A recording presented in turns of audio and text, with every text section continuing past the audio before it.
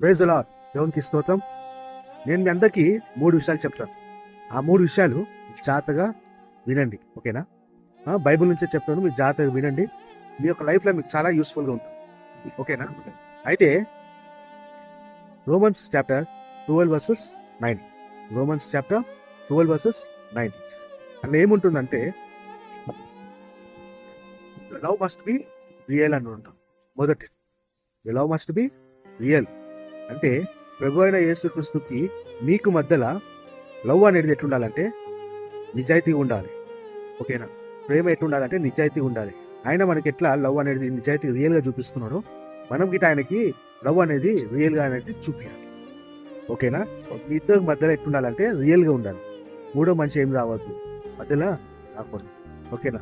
రెండోది hate what is evil, ఓకేనా? Hate what is evil అంటే వాట్ ఈస్ ఈవిల్ అంటే మీకు తెలుసు అది ఈవిల్ అంటే ఏంది, పాపం. మనలో ఉన్న పాపం అనేది ఏం చేయాలంటే తీసివేయాలి. మనలో ఉన్న పాపాన్ని మనం తీసివేసినాం అనుకోండి, మనము నిజాయితీగా రియల్గా మనం ఆయన ఏం చేస్తాము, ప్రేమిస్తాము, ఆయనకి మనము లోబడతాం. మనలో ఉన్న పాపాన్ని ఏం చేయాలంటే తీసివేయాలి. అపవాది మనం ఏం చేస్తుందంటే పాపంతో నింపేస్తుంది. ఏం చేయాలంటే మీరు ప్రార్థన చేసి ఆ పాపాన్ని క్షమించి ప్రభువా అని చెప్పి మోకరించి ప్రార్థన చేయండి.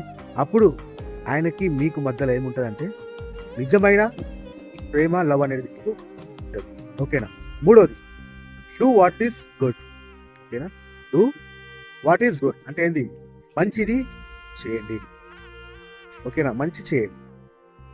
మంచి చేస్తే మీ యొక్క లైఫ్లో మీకు బాగా యూస్ఫుల్గా ఉంటుంది, ఓకేనా? డూ వాట్ ఈస్ గుడ్ అంటే ఏంది, మీరు మంచి చేయాలి. మీరు మంచి చేస్తే ఎట్లా మంచి చేయాలి, ఇతరులకు మనం మంచి చేయాలి, ఓకేనా? ఇతరులకు ఏం చేయాలి, సాయం చేయాలి, ఓకేనా? ఇతరుల గురించి మీరు ఏం చేయాలి, ప్రార్థన చేయాలి. ఇది మంచి లక్షణాలు అనేది ఇది.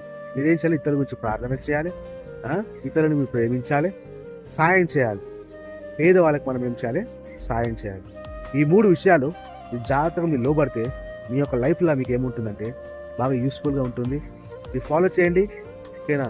ఫాలో చేస్తే మీకు బాగా బ్లెస్సింగ్ ఉంటుంది, ఓకేనా? దేవుడు వీళ్ళు దీవించిన గాక. ఆమేన్.